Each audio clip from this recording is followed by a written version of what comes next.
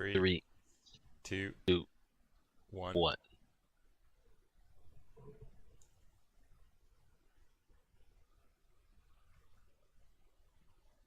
You're listening to the Overwatch Rundown, a weekly podcast covering the latest in the esports scene of competitive Overwatch. Today is Sunday, April 22nd, and we are covering Stage 3, Week 3 of the Overwatch League.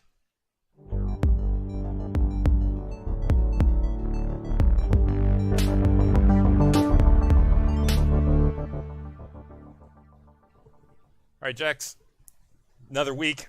Stage 3, Week 3. We're done that week in the Overwatch League. It feels good. Another good week. 2 good weeks, really, in a row. Maybe 3. Can we say 3 in a row? Surprising weeks, because I remember when we did our preview of the stage and we were looking at these games and we said, this might be one of those boring weeks that feels like a grind to watch. I think it was stage 1, maybe week 2, where I was just absolutely burned.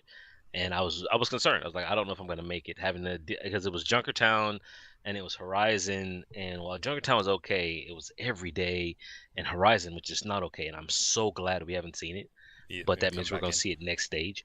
Yeah, What was I instead we saying? had Yeah. some great action.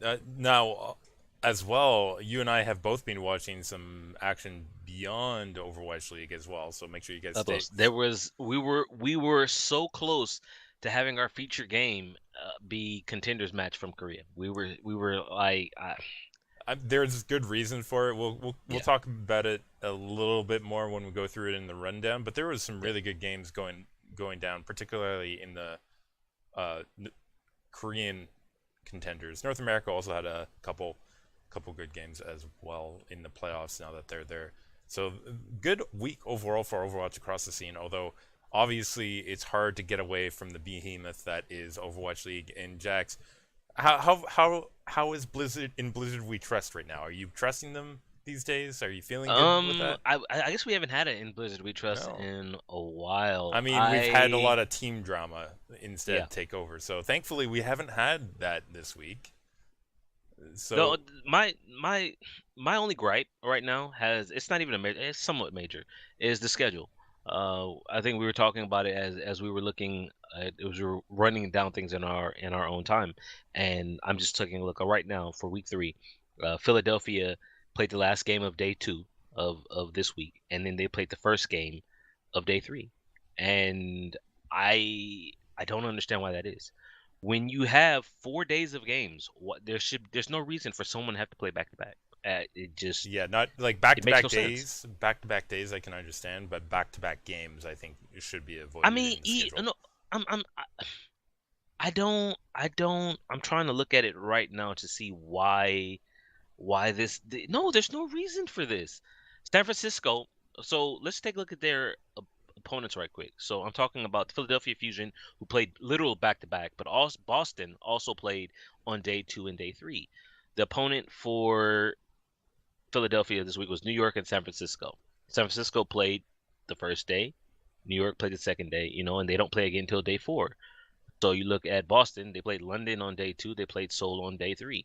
So why does Seoul, who played on day 1, get that extra day? I mean I that's mean, natural scheduling. Like I don't have a it's problem. not. I mean, It there's no reason absolutely for is, it. Jax. Like look, there's a limited number of spaces per day and teams in the league. Getting every team to have the exact same number of days of rest in between is not reasonable. What I do So think is unreasonable is having last game of the day and the next game of the next day being like back to back like that. That is completely unreasonable. so why is it in week 1 of stage 3 no one played back to back days? They all had a day off in between. I really don't understand why it's like this. But even if I agree with you and say, okay, maybe they can't have it like that.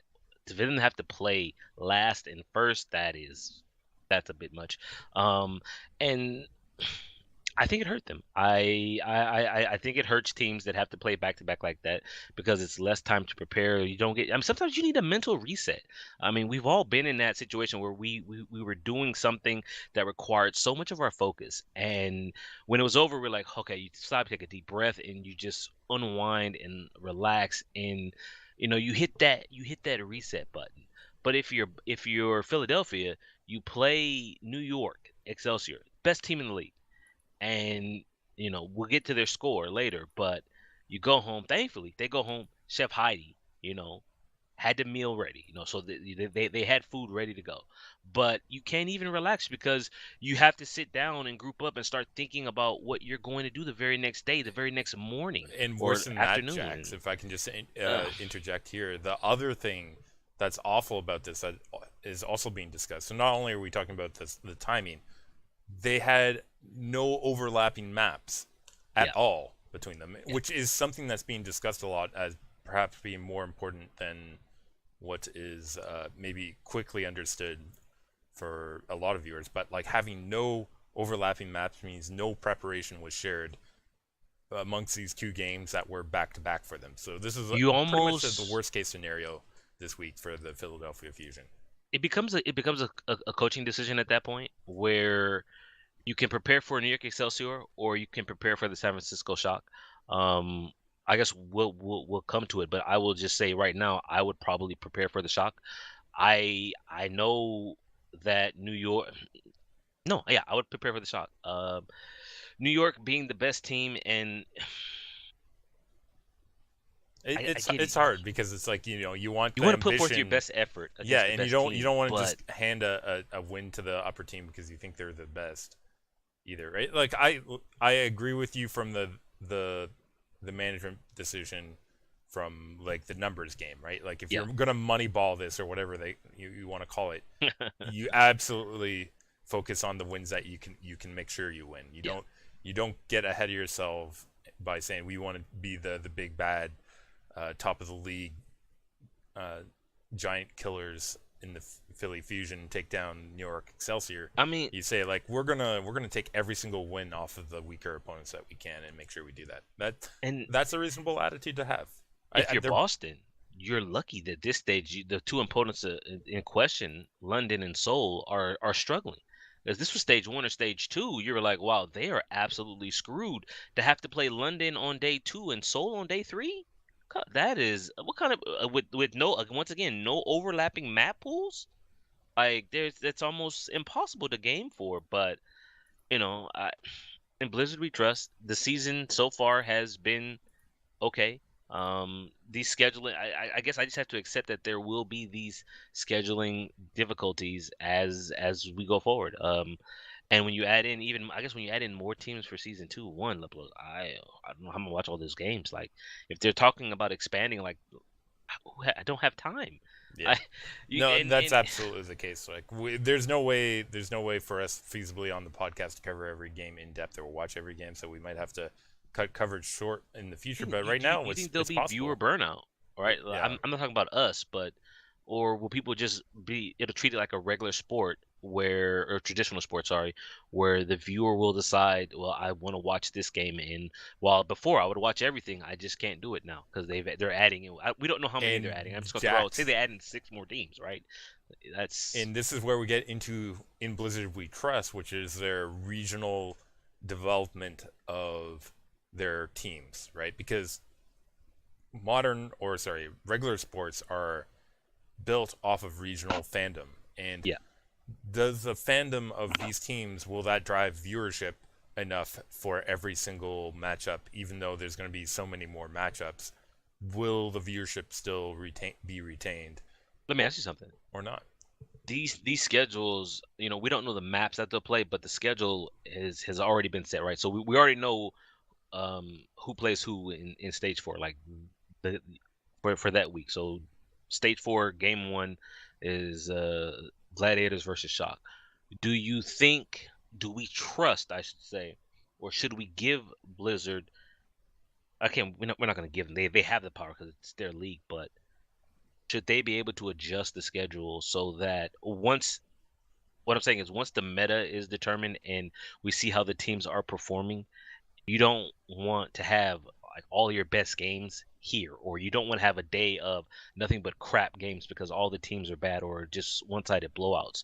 Do you think we can trust in Blizzard to adjust the schedule on the fly so that we get good games, have a good game every day kind of thing. No, I don't agree with that kind Or you of think set attitude. schedule? I Okay, it's, okay. I'm full schedule. Like don't. It's already a bit of a circus as it is, and you don't need to be like trying to make it more of a entertainment focused kind of brand But and that's less of what a it is, sport. Lepelos. It's But entertain. You don't want to have resident sleeper week that's like saying, you know where what, the viewership plummets. we're gonna just like take the bottom leagues of the team and just put them on Monday for football. You know what I mean? Like, Right. yeah, it's it's getting away from the whole point of the sport aspect, and basically you might as well create like a WWE type of event. It, it's like something where you're just falsely creating drama or Right. forcing drama upon us. Here, I think you want to have a schedule, and however the teams are going up and down, and however they're facing off in the current meta or whatever, that's what you get. Your product, yeah, it's variable, but that's the whole point of sports. That's why you can get upsets or games that may not have been interesting when you first thought about it, but that they can turn interesting depending on the results. And if you take away those expectations by supplanting that with this game is going to be the game of the day every day by like trying to enforce a schedule like that, you might lose some of the importance of what other games can turn out to be, and maybe the importance of the lower end teams in general, right? Like, if we always had a really good game of the week, do you think we would care as much about the Shanghai Dragons? I I would mean, probably say no Shanghai overall. Dragons are entertaining because everybody's pulling for them to get that first win. I I But don't I know. mean, I mean, it was just a thought that I put out there because while so far this stage we haven't had any resident sleeper weeks, we did in stage one we absolutely did, or at least I felt we did. Where I just like it was week two, I was like, oh my god, this is only the second day of the first week, and we've got we've got another four stages to go, and I'm already tired. But Lepelos, enough of that. One thing I'm not tired of because I live in Los Angeles is of course the battle for Los Angeles. And we start week three, day one, Los Angeles Gladiators versus the Los Angeles Valiant. and what a way to start for Gladiators, Jax. Managing to not get that second point of Anubis, but only getting the first point, and apparently that's all they need. Temple of Anubis 1-0 as a full hold Valiant. Jax shields up off the start here. 3-2 though, Nambani Valiant. Responding 2-0 Valiant, Elios, and Jax. How do you feel about Junkertown as a Gladiators fan going into that? You already, I mean, going into, yeah, I just have nightmares of the previous in stage one where Asher walked off the map because, well, just because, or Shaz on Bastion just walked off the side of the map, well, because they could, and Yeah, you got to be. just I mean, yeah, horrible that's fair. memories, horrible memories Okay, there. this time though, those fond memories are lost. Junkertown going Gladiator side 3-1, but that forces an Oasis, and Agility's, I think, was doing work this time on Oasis to take that stage 2-1 here for Valiant, a very close one. Solid performance for the Valiant. We didn't see Asher last week. He was on vacation or he just wasn't with the team. Maybe he was sick or maybe he was in Korea. I don't know. He did play on Nambani, which they lost. He just didn't impress me. Like I know there were times last week when I was saying, "Oh my goodness, I'm stuck with Sure 4 because Asher isn't here." And Sure 4 on the previous map of Junkertown playing Widow and Tracer, he fantastic. He had, he was hitting the headshots. This was the Short 4 where I'm saying, okay, perhaps Fisher might be correct in him being one of the best Widows in the league. And while Oasis is not a Widow map, he's hot. And sometimes I think you have to ride that hot streak. But the coaches, they made the decision to, from hydration in Short 4 to hydration in Asher. And Asher just didn't do anything. And as a result, I mean, it was close, right? It was 145, 194, sorry, 145 Gladiators in the first round, then 194 Valiant, then 199 Valiant. So Yeah, it was close. It's just, not enough. as a Gladiator fan, I'm left wanting because they didn't close it out. Jax, And it's something that I do want people to take a look at when it comes to Gladiators. Can they just close it out? speaking of closing it out, that's what happens pretty quickly in the next series. San Francisco Shock here, Yeah. getting the full 4-0 in the series over the Dallas Fuel. I'm not going to give the full rundown of map score lines here, Jax, because it was a pretty solid performance coming out of the Shock against the Fuel. I think that was somewhat expected as the Fuel had a recent This change was up the and day after Coach Kai Kai and Rascal had been fired. well, I Because mean that came on the Sunday, right? was that And Sunday? yeah, No, so was it? it, it, No, it was during our pod. Oh it yeah, was during our sorry. podcast. Wow, for some reason I thought we did the podcast on Tuesday. We used to, not Listen, anymore. listen. Wow, lost track of days. Yeah, things have been pretty crazy in the Overwatch League scene, so I don't blame you So, here. but But either way, first game without Coach Kai Kai or Rascal. and it sort of looked like Oh, it too. Lepolos. We start the first. I know. I can't let it go. Temple of Anubis. Dallas on the attack. AKM Genji. I. AKM's blade taking as long as it takes for us to finish a podcast here. Yeah, listen. I don't.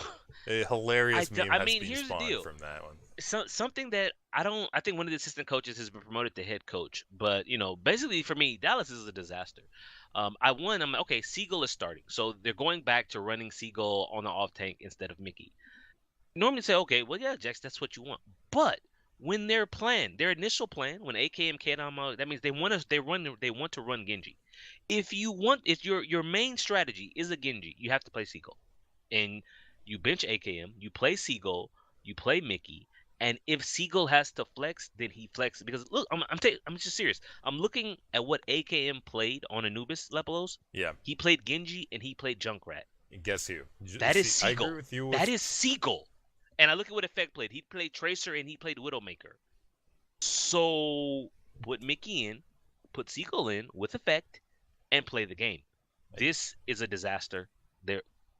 I feel sorry for any Fuel fan. Let's go ahead and move on to the next game. Dragons versus Dynasty.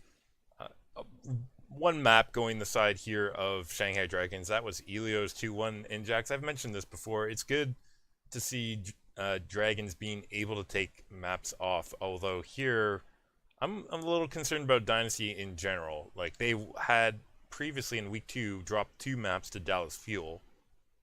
And they also lost to Gladiators. Here they're dropping another map against a very weak opponent, and I have to start wondering, Seoul Dynasty, are they looking like they themselves are in the bottom half this stage as a result of, like, Seoul they have Dynasty, the potential to end up down there? they have issues. Well, I think when this game happened, we didn't know specifically, but later on in the week when we're still like, because I'm looking here, there's no Ryu Jae Hong in the lineup. They're running Guido Toby with Zephyr, and I remember talking to one of our listeners. He's a Dynasty fan, and I'm what in the world? Like, they're running Guido Toby Zephyr. Like, what the hell is that kind of lineup? But the concerning thing for me, because I think I've been looking at Shanghai with those rose-colored glasses, and I have to kind of take them off because free feel here, Lepolos, and I don't know if these numbers are 100% accurate. I'm using the stats that are on over.gg. And free feel, I'm just going to take you map by map. On Volskaya, he was 2 for 10 on Zen. He was 3 for 8 on Blizzard World. He was 4 for 7 on Ilios, and he was 2 for 12 on Route 66. That is terrible. Those are eliminations. That is.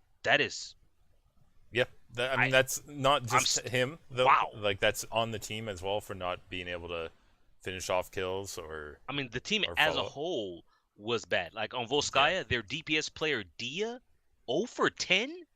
Yeah. What? DPS 0 for 10? I mean, Dia, it's weird because Dia has moments, but. Was he paid to throw? Not that 0 for 10. I mean, chat might say so, Jax, but let's see what happens in the next game on day 2. Dude. Houston taking on the Florida Mayhem. Houston not starting off well, though. I hope those stats are wrong. I just pray that those stats are wrong. Holy crap. Sorry. I'm stunned by that. Still stunned about the Dynasty game. DPS 0 for 10, but you're telling me, Houston Outlaws. That means, okay. That means a whole bunch of different things coming into play, but Temple of Anubis not played for very long here. Houston held on second point. Florida able to get the 2-1 victory. From there, though, Houston effectively shuts Florida Mayhem out completely. Blizzard World 3-2, Ilios 2-0, Junkertown 3-0, and you have to wonder what's going on with Florida. They looked like they were on an upswing headed into the stage. They had some good pickups, but they haven't done anything since. We're looking for the consistency, and the only thing that we're getting is that they're consistently bad, Lepolos. I don't treat them with the apathy that I had in stage one. Stage one, I just did not care at all, and it kind of feels bad because I do a rundown podcast, and I can't. I'm not supposed to act like that, but I did. Like I didn't care about Florida at all. Right now, I care only a little bit because this team they're boring. Saya player at times pops off, but I think right now they're trying to figure out what is best for them. We One quick haven't seen question. Zappis at all. Yeah. And today on this game here, their first game of the week, we don't see Logix at all. We saw Logix on Ilios. I'm sorry. We saw Tavik and Saya player for 3 out of the 4 maps. But Swoosh doesn't play at all. Swoosh is who's been main tank for them for Stage 1, since stage 2. Contenders, right? Yeah. And while Awesome Guy is okay, I would like to see what Swoosh can do with Saya player and Tavik and Logix. Because so far all I've seen, I want to I still wonder if there's communication problems with his team or not, but we they don't brought in know. 2 Korean players. So there has to. There. Yeah, I mean, so I don't think maybe their there's English still is a bit that of a great. learning process. The only other uh, consolation I'll give them is that they played so far New York Excelsior, Philadelphia Okay. Fusion, London Spitfire, and then Boston Uprising. So, Right. and then this was Houston Outlaws. Houston Outlaws, which on any given day, Houston has the potential to beat any And team they in the did league. play well in this matchup too. But They are the VG Florida Gaming of Florida Overwatch needs League to come out Outlaws. and win this matchup. Okay, Jax, let's move on to game 2 of day 2. This one, what a matchup. Was This one Uprising versus Spitfire. coming into this, Boston, they lost Rim Casper, well documented. They go into week 2. They beat the New York Excelsior to 3-2. They beat the Florida Mayhem 3-2. And so you're wondering, okay, well, Jax, they won 2 in a row, but we just got through talking about how bad or how iffy and suspect Florida is, and yet they pushed Boston to 5 maps. And then Boston is now you're saying to yourself, Boston's playing to the level of their opponent. It's the only thing that makes sense. For them to take the Excelsior to 5 and win, and then be forced to 5 against Florida, they won, but they're literally just playing to win the game.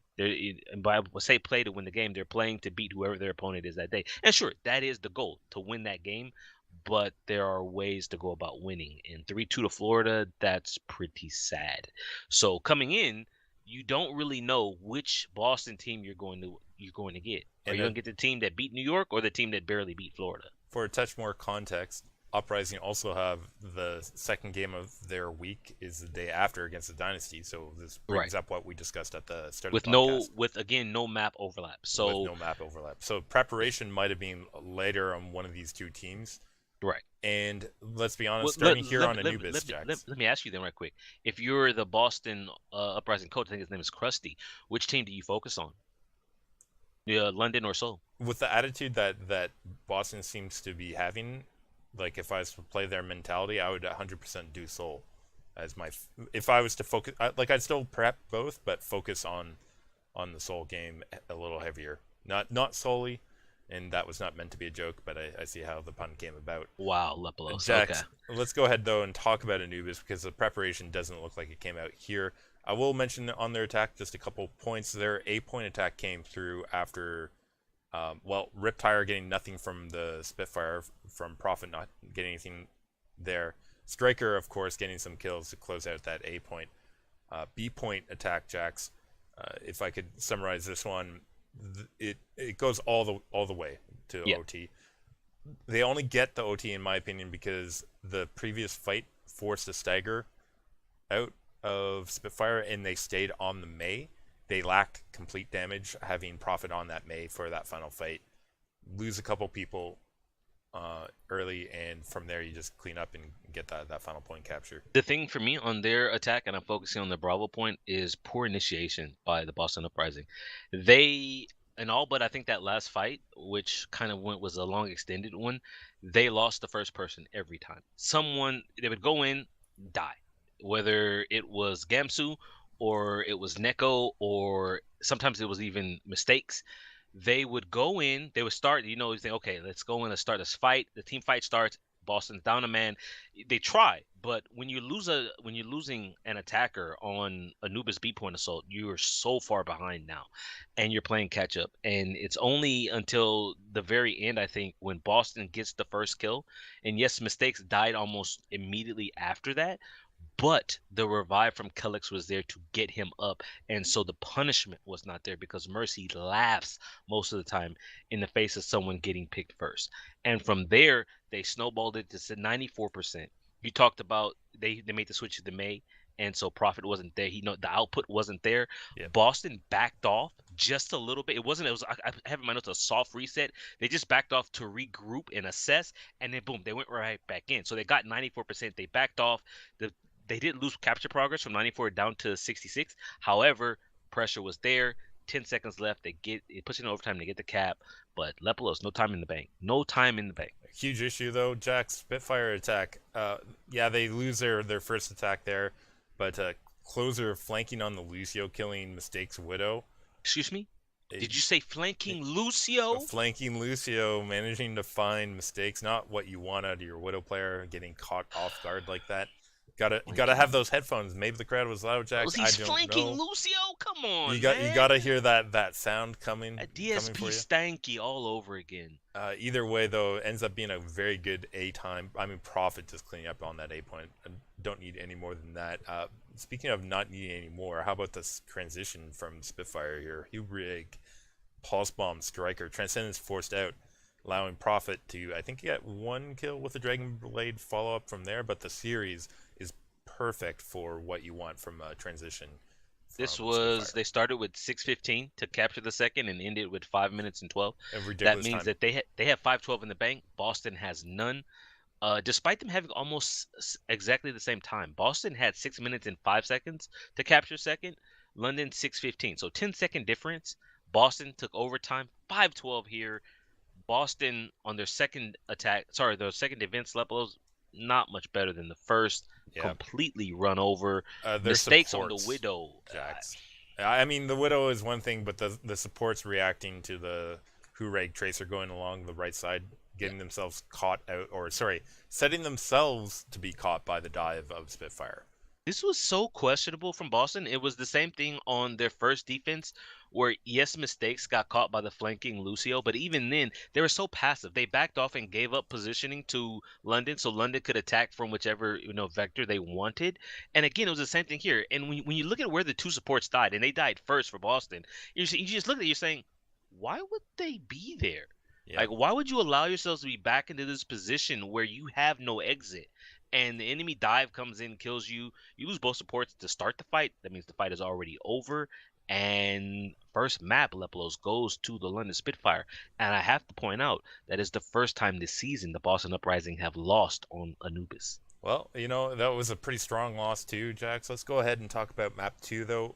It's funny. It's funny and concerning because Anubis was their undefeated map. The London Spitfire Lepelos have never lost on Numbani so far this season. Numbani, well, okay, well, they must feel at home there, but Jack's the A-point attack coming out of Uprising here. Well, first fight doesn't find any value. Second fight does, particularly when they get the Spitfire back down the road towards their own spawn, able to get some free capture point time and force the re-engage from Spitfire. In that re-engage, they find Gesture early. They clean up kill after kill because the dive was not tight. Able to get that A-point capture in pretty good time. This was surprising. It's almost similar to what Boston did on Anubis. I mean passive defenses. The first push, Boston got 65%. So they dove deep. And I gave London credit for backing off because the dive hit them just a little too hard. And they backed off, they reset, and then they redefended. And I'm saying to myself, okay, it worked that time, but it cost you 65%, which means if they do it again, you can't back off. You don't have that buffer anymore. What happens again is where they back off again to where they're fighting in the streets towards second. I'm saying to myself, why are you back there? And they're pressured, they back off, right? So Boston has pushed them, they back off. Okay, we're gonna take this point because they're over here. They reinitiate with Gesture, as you said, he dies, and it's like, what was the point of that defense? But Okay. Maybe they know something I don't. Maybe they're confident in their second stage defense levels. It was 4 minutes and 15 seconds for Boston to push the second point. Yeah, in that second phase, some surprising holds coming out of the side of Spitfire, including fairly early off. I mean, Gesture, their first major hold comes off of his Primal Rage, staggering, I guess, a little bit of the attack from the Uprising side. That was a bit of a surprise how early they were able to hold off of that and able to get away with it too, Jack. You do not want that to happen for sure early off in your second phase attack. From there, can we just say Uprising dropping a number of fights here Yeah. before they finally able to break through that B point with a 30 seconds I believe or so when they finally It was captured it. close. Yeah, Striker put in mistakes. some solid work. Mistakes. He at 2 minutes. So what they started with 4:15. They Yeah, about 2 minutes in, he made the switch from Genji to Soldier because the Genji just wasn't working against Hurik, who was on the McCree and Prophet. And it was 45 seconds left. I think Mistakes gets the visor, tactical two visor. kills off of that. Yeah. I mean, some of that coming off of Fury there being. I think he got. Was he killed or he was demeched before that? I believe it's And then DMAC. Yeah. he got back into it in time, but then he got cleared again. So he was in a bad position when he had he tried to get back into mechs, and it just sort of ended up feeding some more alt percentage for the side of Uprising, which you've got to be concerned about going into third. And in third, uh, it's Hureg actually picking Striker off with his McCree play here, forcing Uprising back. And you need every second you can. I mean, Losing, you need every second, Lepelos. They yeah, started with 2 minutes to push the distance from second to third. With about 40 seconds left, Mistakes again gets the good visor. He gets two, including Closer, who had just used. He popped Valkyrie and tried to get away, but while most of the time Mercy can just float and fly and be pixie mode, here the aimbot takes him down, and sadly, they're unable to close it out. And you're thinking to yourself, it's just where is the Boston who clutch things against the New York Excelsior? I And mean, the I answer, started, Jax, is yeah, sleeping on the ground from Closer Xana. It's I Gamsu yes, just catching up on beautiful his sleep. Z's I right there, mean, they man. got what the payload with 10 seconds left was about 3.7 meters away, and that's where it finished with 2 points and 68.04. So they got it almost to the end, but it's not there, which means the London Spitfire have a clear win condition. Push that distance and go up 2-0 here on the map they're undefeated on, and then you look at London's attack, Lepelos, and it's rough. Yeah, yeah. London's attack. Well, okay. London's attack here is sort of breaking out a different composition first. Let's mention that breaking out the Yep. Sombra Moira into their attack phase here, and well, the rotation at first catches mistakes with the Lucio boost and Spitfire cleanup node as well.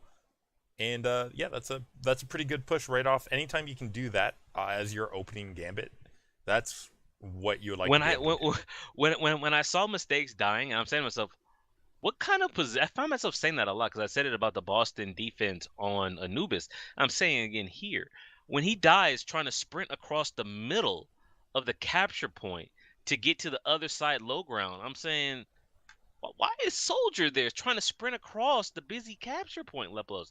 It's like Mistakes was absolutely caught out by the speed and the dive, and he's trying to a Soldier trying to run for his life and just doesn't Yeah. make it. And as a result, it was 4 minutes and 50 seconds for the Spitfire to push the second compared to the 4:15 for Boston. So they set a better time. Um, Again, though, next fight we mentioned this in Anubis. Spitfire, or sorry, Uprising supports caught out early. yeah. Again, and you do I don't know that, why they're there. it's trouble. I feel like I feel like I'm repeating myself too much because I just say I don't know why they're there. Why are they, I just literally why are they there? Jax, I have the answer Just for you. They're trying to create a highlight reel for Hagapin here, where he gets what I I call mean, Hagapin didn't give him the 4.5k with that supports. DMEC. The two supports went down, and then Hagapin is like, I got this, and you're saying, well, what do you mean he got this? He's a Zen. He's a support player. What could he possibly get? The answer is 4 kills, 5 if you want to add in the Diva mech and then the baby Diva. So he kills both tanks and both supports. I mean, both tanks and both DPS while playing support. Yeah, it was a. That's balanced. I mean, he hit his shots. Okay, Jax, Did you self see? destruct. I mean, holy crap! The left clicks that came out of that guy. That was nasty. Yeah, no, it was pretty good dinks out there for sure on They had 5 minutes to push the distance uprising. levels. 5 minutes. 68.04 meters. And it opens up well with the self destruct on Neko, or getting Neko out rather as the dive continues through. And this is pretty much true from here on out as well. If you want to summarize like the last fight, but like they had so much time here and they had the ultimates going their side as well. I mean, can we mention maybe the Transcendence coming out, but the Deadeye in that Transcendence capturing 2 kills for Yeah. Hureg there. Gesture doing just as well himself on that Winston as well. That was the penultimate fight. The final fight, though, I mean, there wasn't really much to say. Like, Uprising had to force out the touch.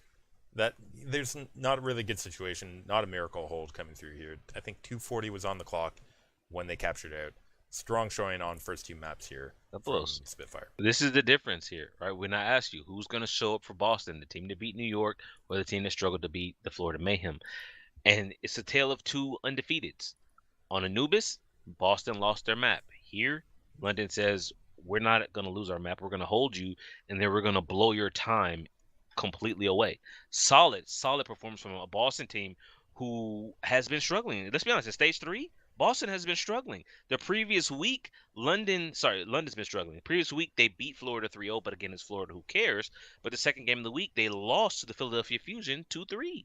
So, it's just both teams. You have a question. Which team is going to show up for either side? And right now, London is showing up ready to play, ready to win. We're on the map 3, Ilios.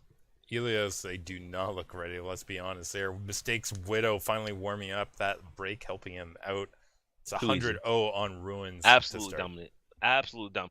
Is there even a breakdown that we can have for this? Like, I mean, we can talk about everything in detail, but it's simple to say for matchups like this, when the Widowmaker is making their shots on one side and the other is shut down, that is the whole story. Is especially it not? on the Ruins. On maybe on other sub maps, then you might be able to get away with losing the Widow fight like that. But on Ruins, no, you're done. The subtext here as well being the defense or the team that's getting destroyed has to figure out different routes to harass that Widow. If that Widow is not harassed or is left to do their stuff, like, this is what happens, and that is indeed what happened here with Mistakes. In fact, Jax, I think Mistakes here finally showing some good work in the game. I mean, he had a couple of Tact Visor and Nimbani, but really warming up here on it even Ilios. transitions to the second map of Ilios Lighthouse, where you have 222 Sombra Tracer from Boston with Mistakes playing the Sombra and London running a 222 with McCree on the Hureg and Prophet on the Tracer. First cap with the Boston gets it all the way to 99%, and you're thinking, wow, this is going to be a very short King of the Hill, but London do get the flip.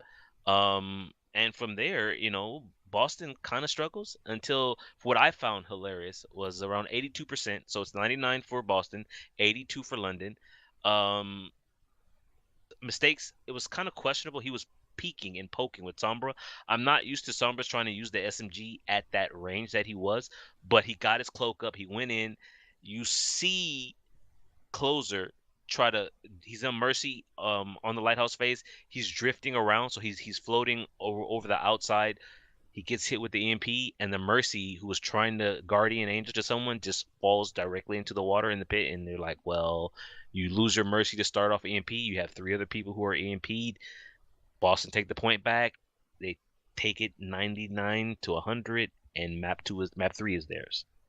Yeah, that was definitely a hilarious moment. I mean, he's Mercy trying to fly, because quite often they'll drift out on the outside of the quote unquote out of bounds area where it's safe and it's hard for DPS to reach them.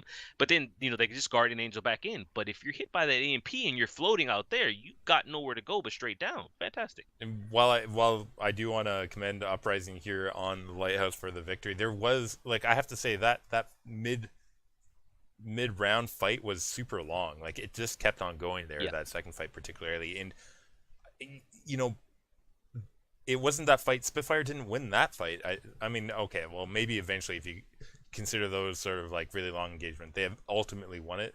Very dangerous for Spitfire there. They could have easily gotten 100 0'd on both. And they lost anyways, but like you got to be concerned about Spitfire's performance on control point maps. King of the Hill, man, they are iffy. Let me just take a look against. I'm just doing a quick look.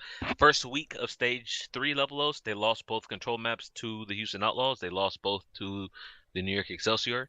They did they took Nepal from the Florida Mayhem, and then last week against Philadelphia, they won Ilios but lost Oasis. And it's like, Can't succeed. we know Oasis is their bad map, but Yeah. it's just, where's the consistency from this team on King of the Hill? And it's not there. And until they find it there, I think they will struggle like they have been.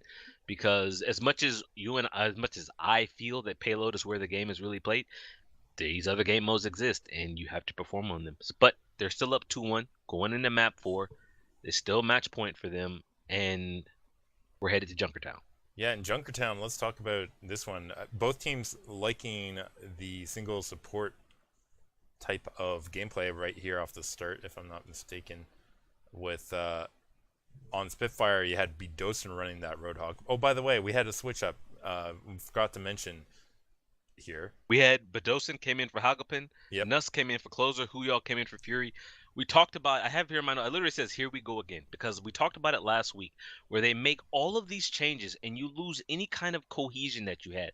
But 2CP was that bad, right? And the coaches feel better to nip it in the bud now, and maybe not just that, but better, since you have a map advantage, get them warmed up. Or he's looking ahead to Oasis and he's saying, I want them warm, I want them ready to go in case it goes 5 and we're not putting in 3 cold players. And if you look at their defense here, Leplos, you say, well, maybe it was a good switch. Well, not their A point defense though. Can we mention how they allowed Uprising on their A point to rotate their Bastion into the open area, uncontested, and put themselves into what is usually the attacker's side?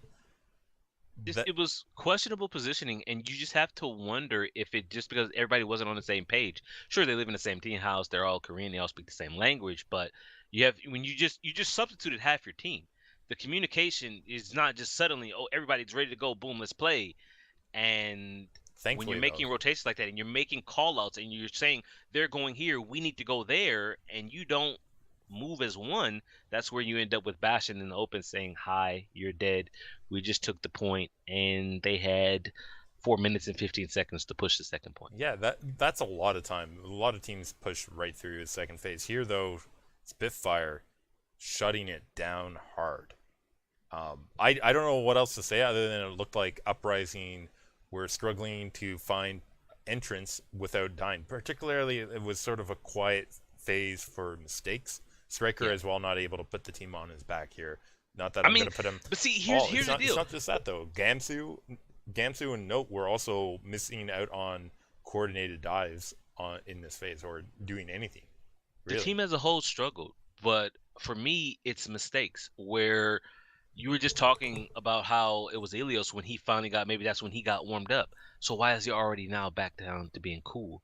And when your DPS is so up and down, you struggle with it. And I think before he, completely lost his mind, Dream Casper, who we weren't sure about, he was starting to solidify, right? He was starting to be consistent. And that's when we were starting to say Boston might be ready to make a play here for the top of the league or for this stage. And after what Mistakes did last week, you're saying, okay, maybe Mistakes is ready to pick up where Dream Casper left off. But right here on this attack, I'm like, well, is he just going to be up and down every week? Right now, I think the answer is yes to that. Like, it's clear. Like, he honestly, other than Ilios, we're onto the third map now where he's being not that impactful. Like a couple of hack visors on Nimbani, sure, okay, but that's like a give me. I mean, you're literally saying the guy has an aimbot and he did all right, right? Like, I mean, it was clutch moments there. Going into overtime, he's on the Genji, he pops the Dragon Blade, nothing. I mean, Trance and Valkyrie comes out, buys them a little bit of time, but you have to laugh when Nuss, the enemy Mercy, guns down Striker with the pistol. Mercy v Tracer. It's like that just Things highlights not how working bad well. and ineffective that Striker, someone who we feel is really good, is getting gunned down by Mercy Lepelos. They're held to 1 point and 60.50 meters. This is the game. Oh, well, They didn't even get second. Spitfire have their distance jacks on their What do you attack. mean distance? They don't. Lepelos get second. It's not hard. It's not. I agree with you. That's a very doable distance. Uh, on their attack, they're breaking out that Bedosin Sombra strat. How do you feel about Bedosin being on Sombra these days? I want your pick off of that, or I, maybe we'll come back to that. Jax, we'll come back to that. Let's go ahead and talk about what happened. Uprising running the 3-2-1 strategy again. Same thing we just saw. Same Okay. thing we just saw. Worked decently in A point. They're hoping it can also provide them a hold here, and that Right. does work when Mistakes can find his Widowmaker groove, and that's what happens here off the start again, including finding Nuss during his Valkyrie, trying to get a little revenge for that Mercy Blaster on Tracer, On Striker last time, uh, yeah. but as This well, to me Prophet. was Well, the camera was on Prophet a lot playing Roadhog, and it reminded me so much of Harblue, and at times not the best side of Harblue, yeah, where he was off on the team went middle or he went got left, and he lucky. went right, and I was just about to say he got lucky when he gets a striker who was playing the Junkrat. Except what does that luck get him, Lepelos? Not very much. Because Kellic says, hi, yes, you got the pick, but I'm Mercy. I'm going to undo everything you just did. So he was off on his flank, right? He's okay. Yes, he's flanking, but he got the kill, right? Except the kill doesn't matter because it was revived. And so then you're saying, why was he flanking? He wasn't helping to win the shield fight on main. He wasn't helping to get any kind of positioning. And I think we're 2 minutes in now at this point, and they've made no progress on first. Two And minutes and 10 seconds I left. want I want to Bedosin jump gets in on what you just said there though about the Shield War, because this next fight is, I mean, this is the second to last fight now, or sorry, I mean, this is the third fight, and there's actually two more after this one, but this is yeah. for me the key fight here, because what happens? Prophet does shoot the Riptire, mistakes killed by Bedosin. But what happens? Gamsu has his supercharger up already. Jax, his supercharger was 100 to 40 of Gesture. Gesture only at 40%. That is a huge difference, and that is a result of what you said there in terms of the Shield War. And that is why they ended up winning this fight. Now, yes, great note self-destruct here. I think it got a boop onto Nuss, preventing him from getting to safety here. Got a kill on that. Also, Right. also took out Gesture, and then Gesture fell shortly after that, also because of the supercharger out of the side of It Gamsu was here. just It I cleanup was there, like, it was man. a very ineffective attack all around. Because while we're talking about Prophet, Gesture, Nuss, all these players, Lepelos, Hurek's been on the Widowmaker the entire time. What has he been doing on the Widow? Okay, I'll tell you what it did. He got one pick onto mistakes. You know what happened? Kellex once again laughing in that little mercy laugh and immediately revived. So he effectively didn't get that pick. It's too little all around. You talk about Gesture being so far behind Gamsu on the supercharger. Prophet on the Roadhog did nothing. I'm sorry, he did nothing. Hurek, Widow, nothing. You can't all this nothing. You know all this nothing leads you to? Full hold on first when all you had to do was cap second. Not even second. They didn't make it all Hey, the way through second. I want to go back now. Bedosin EMP. What did it do, Jax? Anything I in your have here in notes? my notes, Lepelos, 2 minutes, 10 seconds. Bedosin, EMP, they don't kill anyone. All right, that's Here's the deal. You wanna know why? Prophet is off in La La Land. When the EMP comes out, no abilities can be used. Roadhog feasts on that. Just go to work. Let's go did not stop happen. him. Let's Go to work. let's go and talk about Oasis instead. And this Oh time, Jax no. Spitfire running something different on Oasis. Their previous strategies of University with Prophet on the Roadhog not coming up here. We instead get a Sombra Moira coming out of their side. Uprising running a straight dive composition out of their side. And Spitfire immediately get destroyed on their dive, giving That dive Uprising was point. real. It was so it was so close. it was one of those things where I think it could have gone either way, Yeah. but the damage was just the burst was just more on point from Boston and got them that very quick opening. It was like you blinked and London was there, and then London was not there. They were respawning, and Boston has the first cap. It was really well done. Yeah, I think the supports got maybe cut off a little bit by Sightline on that one, and preventing them getting the additional heals that they needed at the start of that. But from there, it ends up being a back and forward round, Jax. Um, I mean, it gets up to 199 scoreline by the end. In fact, the first team obviously getting up there to 100 up to 99 was actually Spitfire, Right. if I remember correctly here. And it was not until Striker pulse bombing, getting Bedosin mistakes, getting rezzed as Uprising get back in, we're able to take point without ultimates in that This last time, and was that's huge. I was very concerned for London. The previous fight, they blew ults, they didn't take it, and then you have complete changes from your DPS. You have Prophet going Genji, you have Hurek switching to the Tracer. They're going full dive. And I'm saying to myself, you've left yourself with no time to do anything. They have one fight basically. So they're going into an overtime fight with nothing built up. And the dive, the burst that we talked about at the start of the game from this map from Boston onto London, we now see the reverse. London comes in with 222 Genji Tracer and blitz the ever living hell out of Boston, who were not ready for it. Caught completely off guard. They take that first map 100 to 99, and you're saying to yourself, maybe London has figured it out, Lepelos. They've only won on this map once so far. Maybe, just maybe, this will be the second one as we go into the garden phase. And Jax, their strategy continues of running the Moira, Lucio, Sombra on Gardens phase, though. I mean, it was 2-2 Sombra Tracer for both sides. Boston ran Zen, London ran Moira. I mean, if you know you're facing a Sombra, Zen is always risky against Sombra because she hard counters him. You know, three What? quarters of his life is shields, which he gets rid of. And yet, Lepelos, what do the numbers tell us? Well, I mean, this time it's all Spitfire off the start here, but not enough coming their side. If you're talking about KD numbers, I don't have that up on my screen right away.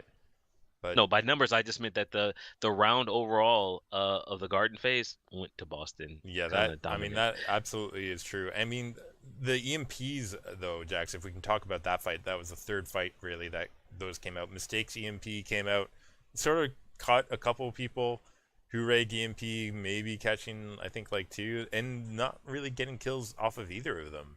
Uh, This it's kind of concerning, Jax, if you're running a Sombra and the Sombra's ultimate is getting little to no value. this first fight, which kind of determined everything because nothing changed after that, this could have gone either way. And while the numbers show 100-0 for Boston on the Garden phase, show that Boston did work, it's just the very first fight, Gesture and Bedosin both go down for London. You're saying, crap, they're screwed. Immediately after that, Boston lose Kellex and Neko. Then Note and Huyal both lose their mechs at the same time. So it's really close. Note dies, whereas Huyal is still up with the Bunny Blaster. Striker then counters Lepelos, gets Nuss, Hureg, and Prophet. Gamsu off respawn gets Huyal. Striker carried them to the first point. Striker carried them through the second round of the Garden phase.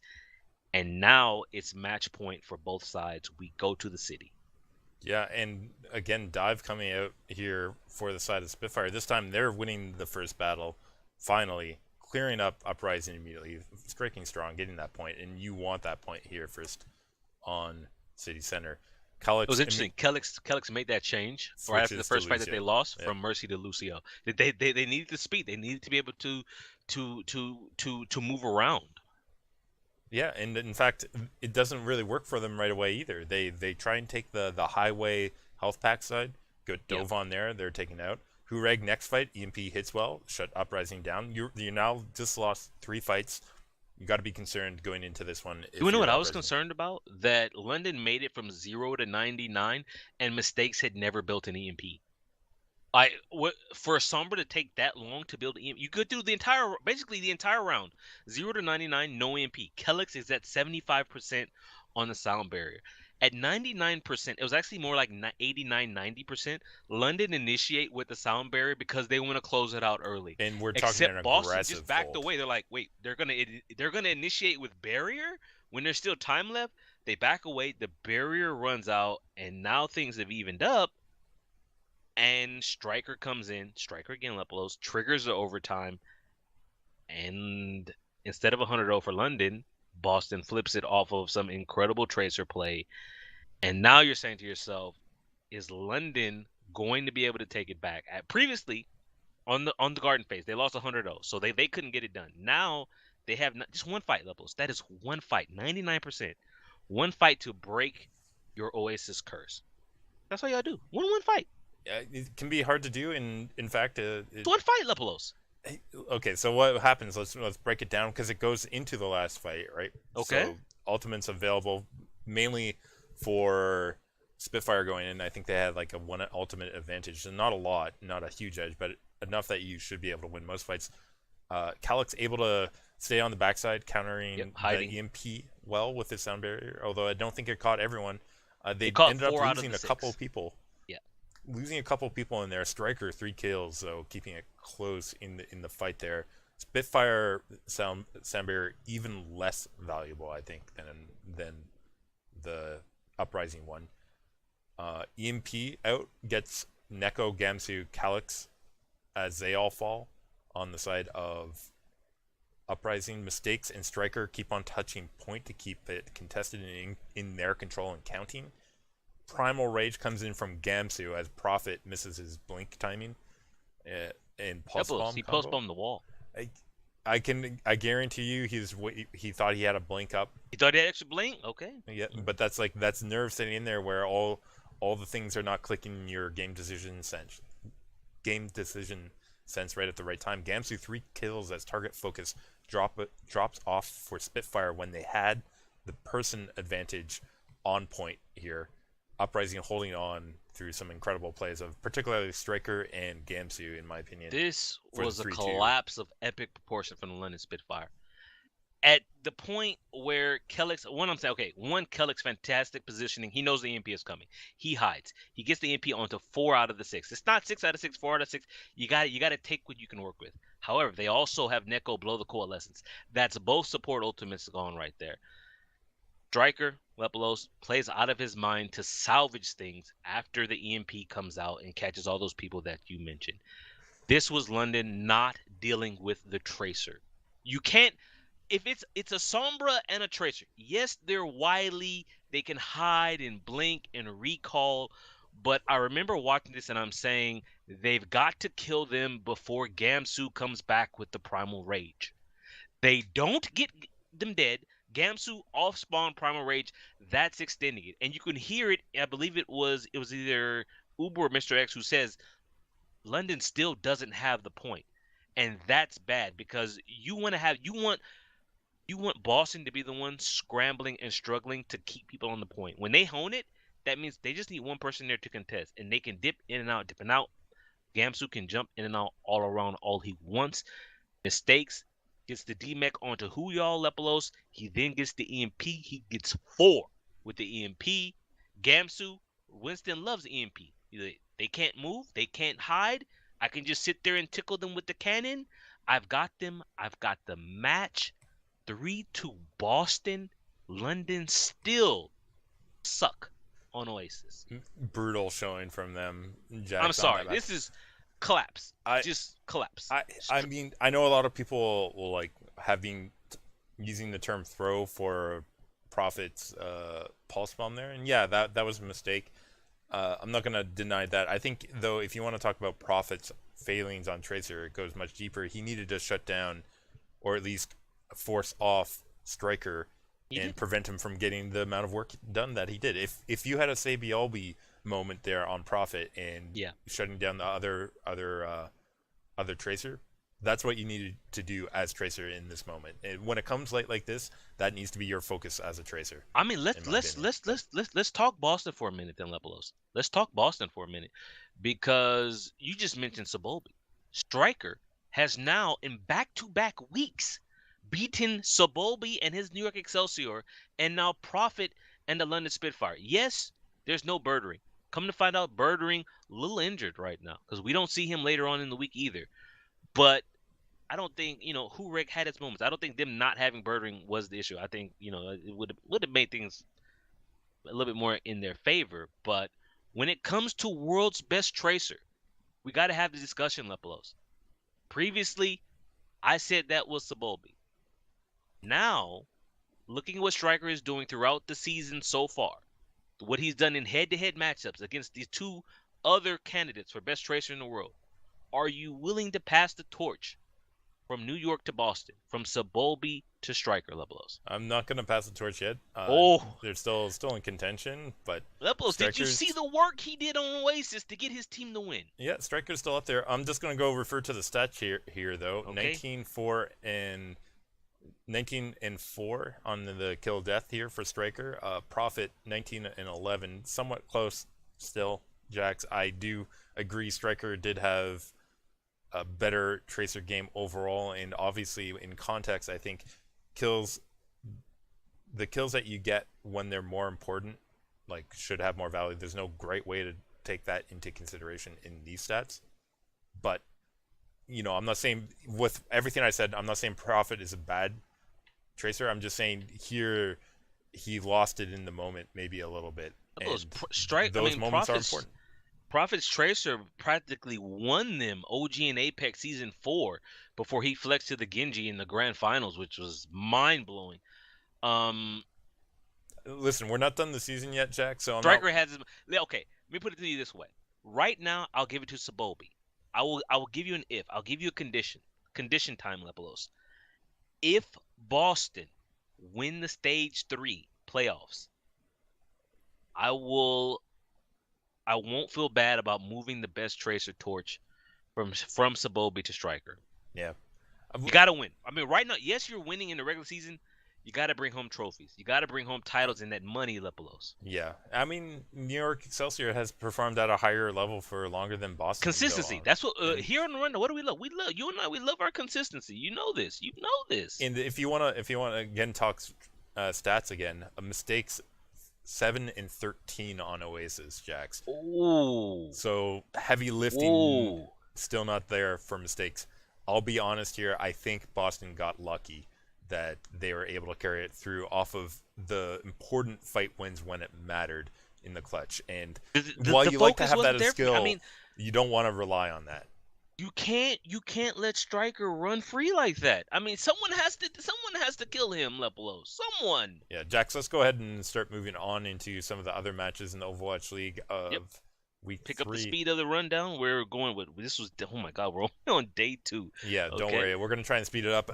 But we say that it's really hard to when we had Fusion versus New York Excelsior very next match. What a day that was, wasn't it? Yep. Here Philadelphia Fusion starting 4-3 on Temple of Anubis, 3-1 for Nambani. Both of those going Fusion's way. Jax, your Fusion pick looking pretty good here at this point in time. I mean, you didn't pick it, but we had mentioned Fusion as being a potential here to take it all. We had both picked New York Excelsior. We wanted the double reverse sweep to happen in Jax. Ilios 2-0, Junkertown 4-3, and Oasis 2-1. New York Excelsior bring it all the way back here. What happened to the Fusion? Fusion ran out of gas levels. I'm pointing you to the numbers here on Oasis. Fusion take that first round 100-49, and you're thinking they've got it. And then the Excelsior says, slow your roll. We're stage 1 runner-up, second place. We won stage 2. We're the best team in the league overall, and we're going to beat them 100-0, 100-0 to close it out. The big boss man Pine says, I got this, Lepelos. Sabolbi, Mono, Meko, Jonak, Ark, they all stepped up and did their work.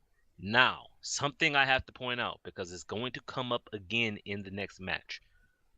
Let's talk about main tanks. You and I have talked about it. We've seen the results in teams like the Gladiators when they make the switch, right? You bring in Fisher for a remix. You see how Dallas is performing better. They're still bad, but they're performing better now that they have an actual main tank in OGE. Tanks matter, and they matter a lot. First 2 games, you have Janice in on main tank. Last 3 games, Lepelos, we have Mano in. Mano is normally the starting main tank. He, in the previous stages, played 3 out of the 4 games. And on hybrid is when we would see Giannis. Now, the New York coaching staff has made the switch. They're trying to get, I think it was the analyst who said that they're trying to get Giannis some experience. They're trying to get him some playtime, and that's why they're running him in place of Mano. Because during the second game, which we're gonna come up to next, I tweeted to reinforce. I was like, give me some insight as to why they're running Giannis in place of Mano, because Giannis wasn't getting it done. Yeah. And when your main tank isn't getting it done, your team isn't getting it done, Well, and that's why they were pushed to 5 to begin with. yeah. I mean, you're absolutely right. I think if you linked me formally last week to the insight on esports, or I can't remember which it was, where they had Wizard Young talking about Right. New York Excelsior, like the analyst, I believe, or the coach, Yeah. for NYXL, and he was saying he believes NYXL's whatever tank it is that is performing better. Like they both have up and downs. He said about both Manu and Janice. He believes that behind Gesture, they're number 2, whichever one is performing better, and he said that about both of them, not a singular one. It was I a legit weird, think Fisher is hilarious the best moment, tank, but that's I subjective. would agree he has a larger That's impact on subjective. his team in a more broader sense than Gesture. Get him 2 Lepelos. You give for a week, you switch Mono and Fisher, and even though yes, communication with the tank matters, and But these are player attributes that do matter. Like you can't Lepelos, take those away. Those you give do me the matter. DPS of the Excelsior, and Fisher will crush everybody. Who is better and more handsome than Fisher? But we're not Nobody. talking about Gladiators decks. Nobody. Let's go ahead and talk about Fusions as they take on, in day 3, the San Francisco Shock. You had picked Fusion here because obviously Fusion over Shock makes sense. I went with the wild card here, Jax. I mean, Lepelos, because and see, I was gonna ask because I think I asked you about Boston when I saw they were playing London. Was it Boston? I asked you. I think it was Boston. We're asking you. They're playing London and Seoul. Who, if you're the coaching staff, who do you prepare for? Same question. If you're Philadelphia, you're playing the New York Excelsior and the San Francisco Shock. Who do you prepare for? I mean, The Shock. I agree Prepare with for you. the Shock, dude. The Moneyball answer is the Shock, but if you are that attitude that we aim big, we've got the cojones or whatever, then you aim for the New York Excelsior. He came up short this week, Jackson. It hurts when you gamble like that. It hurts especially when you lose to the Shock, as they did do here. Lepelos, Volskaya Industries 2-1, Blizzard World 3-2. Not a great start here for Fusion as Shock take those. Able to bring it back. Nepal 2-1 for Fusion. Closed out on Route 66, of course, by the Shock, who have a classically good map there in the last 2 stages. Here 2-1 over the Fusion, winning the series 3-1 overall. Just and unfortunate Fusion scheduling for winless them. this week.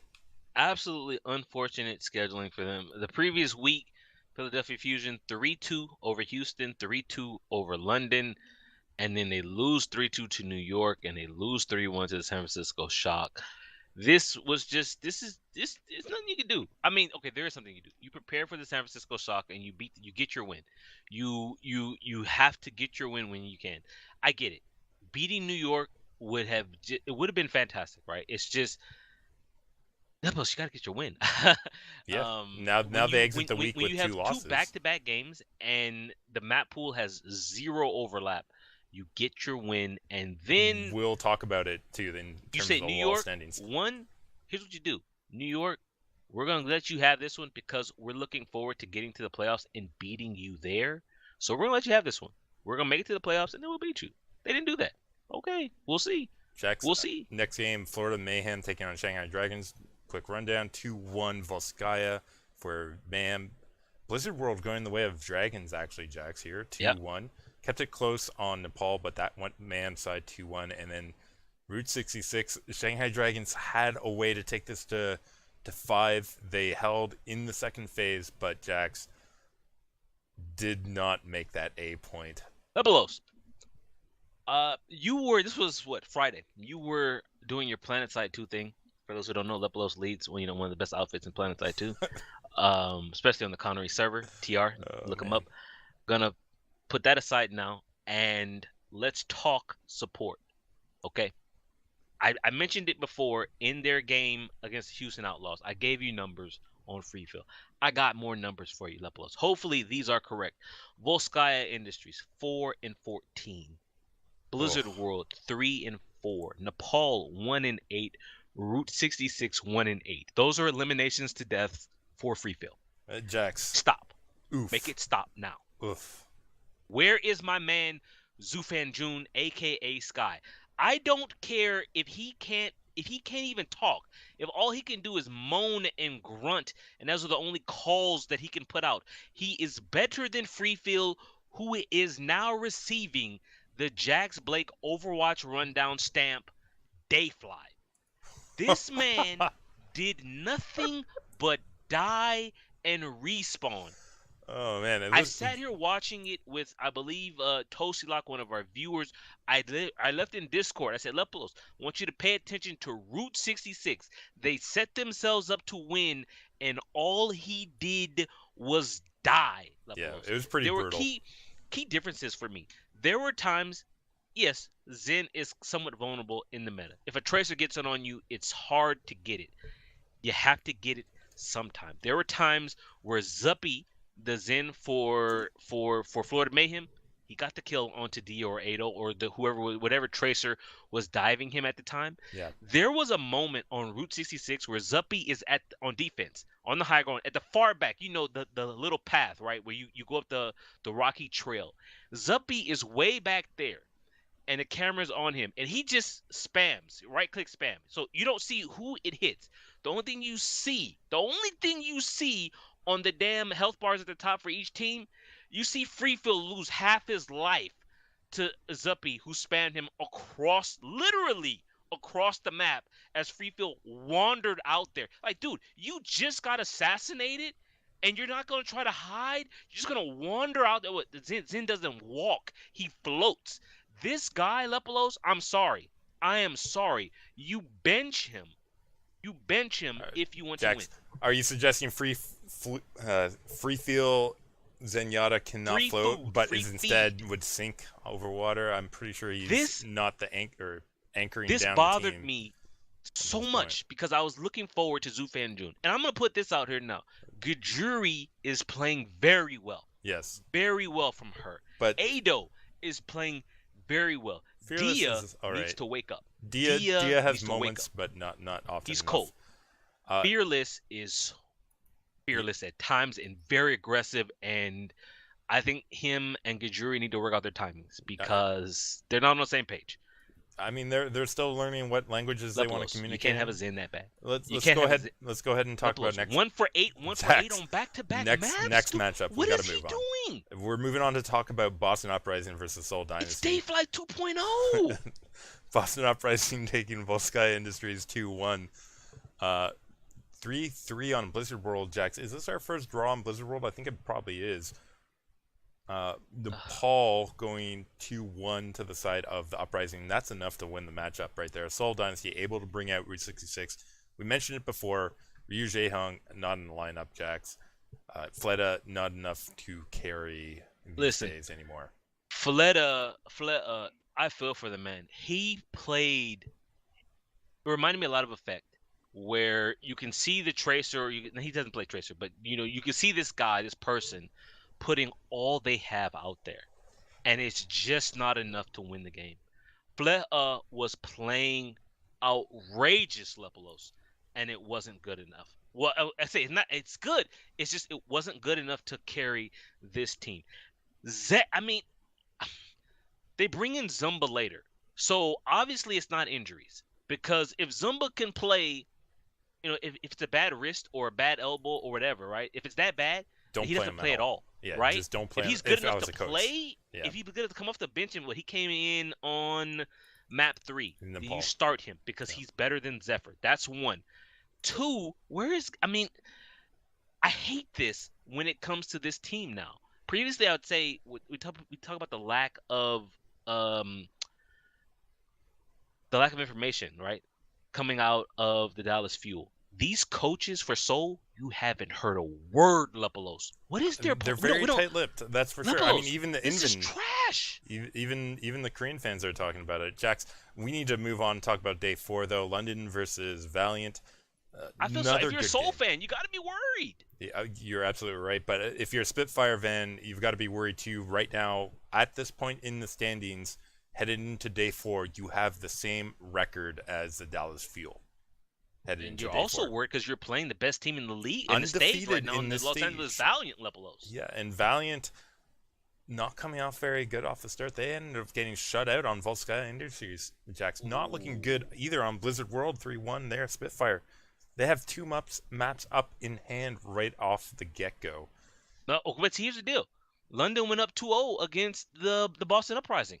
Can they close it out? I mean, listen, they want to avoid the reverse sweep, and that would mean that if they went to Oasis, they'd have to play Oasis. One of their worst maps. Jax, let's talk about what happened. Paul 2-0 Valiant. Route 66 2-1 Valiant, and oh my God, here we are, Oasis again. You gotta be Oh my God. nervous. Not only if you're a fan of London, but if you are a player in London at this point, it's got to be in your head.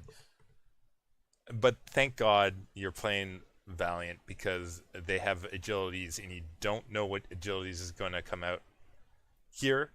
Actually, listen, I'm being hard on agilities here. In my opinion, it was actually Bunny getting too aggressive and not playing well with the Pharah that was coming out from agilities, and that disconnect allowed London to get an easy 2-0 here on Oasis. Jax. That disconnect was a problem, Leplos. Yeah, and it's crazy because I don't want to say, like, I know a lot of people jump on agilities. I know I sort of did right by there a lot too. of people, you mean the guy sitting across the desk from you who was about to jump on agilities. Yeah, but the man needs to be taken back to in and out. Leplos, the fair was terrible. The fair, no, Leplos, it was bad. Leplos, he didn't do nothing. I'm going to agree with you running the. I know it's what they do, quote unquote, on University. I think it's a bad idea. I don't know Evidence what they were doing. Specific there, but part of that, like if you go and watch, it's like Prophet is going out and dying on his own. You remember Dallas Fuel when Effect kept on dying to Soon on that Hanamura attack, and everyone was like, what's going on? Why can't the Dallas do anything? Watching Bunny play on University a little bit was like watching that, right? Like, I mean, it wasn't just Bunny; it was the team overall. Space, who everybody is congratulating for how well he's playing coming in stage 3. Let's give you the numbers for Space Leplos: 0 kills, 5 deaths. Yeah. So on the flip side, Fury, same position, Diva versus Diva, Fury 8-0. This was a whole team thing, but this is on Coach, what's his name, Coach Moon, for setting this strategy. I'm sorry, the Farah's got to go. The Farah had. I don't think that's the issue, Jax. Like you gave me bigger stat issues than the Farah. Like if there's no cleanup there. He did. Okay, well, I forget what the second map was. All I remember is that their plan, the only plan they had coming into that fight was he had Barrage. And I believe I said it in Discord or I said it on TeamSpeak. When your plan to save a round is to have your Farah Barrage, you have failed, man. That Farah Barrage is one of the worst ultimates to me. Most times you're just gonna die. Yeah, it's you're better off by just spamming rockets. This one, okay. No, you know what? You're right. I can't put on Julius. This is the coach. This is 150% the coach who devised this strategy. The only thing he played for both rounds, those 100-0 to 148, is Farah. That means they had no plan B. That means the coach did not provide them with a strategy, a fallback plan, should this Farah not work. It didn't work. They lost. They made the London Spitfire look good on Oasis. And that is an absolute failure. And that's why I say you can't put it on agilities only. Coaching and poor execution. This is... And Jax, you have a Diva that goes 0-10. Are you kidding me? Listen, you cannot put it on the fair player for that. That is a team problem. If they cleaned up any of his damage, those eliminations would be much higher. But it wasn't. You think so? Higher than 0, Jax? This is on, for me, this is on the coach, and this is on the... well, for one, I mean, I don't know. I'm sure you've got to be able to flex, man. Lepolos, when you go 100-0, and you stick with the Farah, and you're 100. I'm not disagreeing with you there. I Like I can't. think Take it. No, I don't even. I don't even want to go to the next one. I'm looking at the don't next even one. want to go. I don't even want Jax, to. Oh my we have god. another top team here playing Oh my NYXL god. taking on the Gladiators. And listen, guys, you know why Jackson wants to avoid this one. Temple of Anubis, Blizzard World starting off well for Fields up. Gladiators. 2-1 on both of those maps. Great hold, by the way, on Anubis in order to win that one out, because I don't think they even captured that. Or sorry, they didn't have to fully capture, but it ended No, up they being just right needed close. one tick. They full held on the second Jax, point. we've talked And about this so on TeamSpeak previously. Just go ahead and mention the positioning error quickly of the supports of Gladiators, because we haven't done that tonight. Just 1 minute, I go. might have been screaming, and there were a lot of expletives because for 3 straight games now, Shaz and Big Goose on B point attack for Hanamura on the bridge going across, they died a Riptire. You say, well, Jack, what do you mean they die? Of course they, PS Riptire, they die. No, every time they die. And in the same fight here, they would go in, Riptire comes out, you lose both supports on the bridge. Next fight, Riptire, you lose both supports on the bridge in the same spot for 3 straight maps. Yeah, pretty Three, brutal three, stuff, Jax. We're gonna go ahead and move on though. Oh, Speaking of more brutal things, oh my god, I was Helios, so mad. Pine, I was so 2-0 mad. there. Junkertown 3-2 New York Excelsior. They put this to 5. Oasis 2-0. Jax, you mentioned Collapse. the tanks, though, the tank play coming out of NYXL, and who gets MVP for the match? It is none other than Mano. The second game is when this is when I said to myself after one, this is me looking. Yes, I'm glad they did this because I was thinking the Gladiators might still win here. At some point, the Janus experiment needs to stop. I think the casters or the analysts were trying to say they've got the buffer, right? They've got the buffer for the playoffs and for the overall playoffs, and so they're using it. They're experimenting. They're using the roster that you and I like. We like teams with the roster, right? Yeah. We like adjustments at times. This here, nah. I've already no. said what I like personally in Jax. I like getting your lead and then doing it, and then getting them practice. I don't like what they're doing here, which is starting out with somebody dropping maps and then trying to be like, panic button, let's try and fix things now. I mean, Dynasty sort of did the same formally as well. Leblos, you want to talk panic buttons? Let's talk about the Los Angeles Gladiators. 4 maps. You have Hydration Surefour playing the DPS. No, oh my god, I don't even remember his name. Silk Thread. Yeah, thank you. You knew exactly who I was talking about. No Silk Thread at all. No Asher.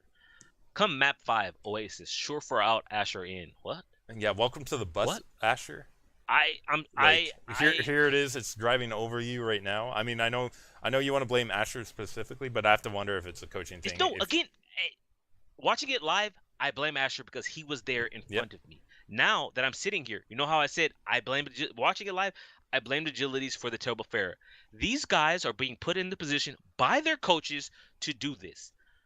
On the first map of Oasis, Asher played Roadhog. Yeah. Do you remember last week? I believe it was on Nepal. Surefour, it was against the Seoul Dynasty.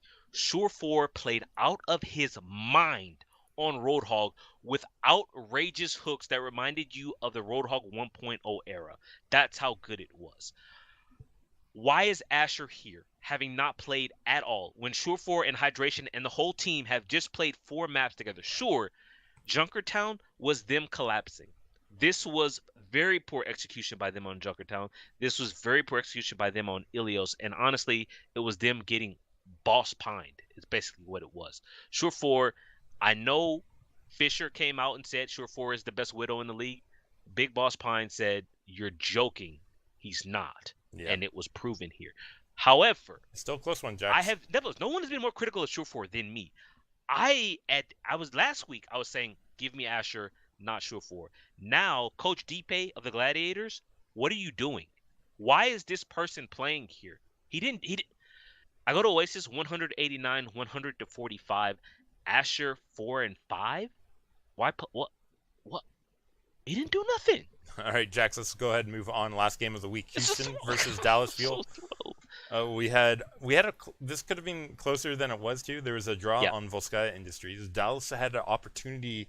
If they held just a little bit longer on their defense, they could have forced a second draw, but ended up going Houston's way 4-3. It doesn't matter anyways. Elio's 2-1, Route 66 2-0, a shutout to end it. Although I think mentally they were broken before that. Uh, Houston Outlaws getting the 3-0 victory over the Dallas Fuel in the battle for Texas. I forget all the whatever names they've had for Right. the various ones. Doesn't really matter either. Neither do the Fuel this week. They again drop another two series this week without a single map going their side. As mad as the Gladiators make me, I'm glad I'm not a Fuel fan, man.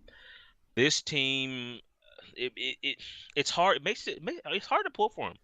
Like when you look at this team, the one thing you might like is how hard Effect is playing. I Jax, the only good thing that's going for this team right now is all that money raised through the Baby Bay Challenge back a month and a half ago. Might finally get their way into the player support network for the Dallas Field, because it seems like a couple of them might need it. The Insight on Overwatch podcast with Monty and Thorn, they had Huck on today. Coach Kai was in chat. I just want to I pasted what he wrote on the Discord. Let me just read it to you right quick, Levelos, because he says, I am very interested in pledging myself to and learning from whoever can fix Dallas. If all else stays the same, if all else does the same. Until then, I'll just be labeled as a player coach. This to me was intriguing. At what if you're the coach, if you're a coach who's hired, head coach who's hired to take over Dallas, I would have to demand full control. And when I say demand full control, I mean the ability to press the button that completely implodes this team. Yep. And when I say completely implodes, I mean you kick out Release all of them, or player. you keep Effect, and everyone else can get the hell out. I mean, After maybe the season, all of them can go. Every last one of them. This team, it's not a team, Levelos. These are 6 dudes who show up to play and get outplayed almost every week, multiple times a week. Yeah, there's definitely some deep-rooted issues. Jax, let's go ahead, though, and talk about the full rundown of other things going on in the Overwatch scene. Starting with Contenders, of course. North America, we are in playoffs already. And talking about playoffs, so far we've had 4 games. All quarterfinal games have been played. Okay. Starting with the top, Toronto Esports 3-1 over NRG Esports. Not a surprise there. Close one between Envision Esports and XL2, going a full 5 games. 3-2 going the side of Envision in that series. I really, really wish that this had been played on the land. Nene for XL2 Academy, one of the DBS players. There's nothing you could do. So here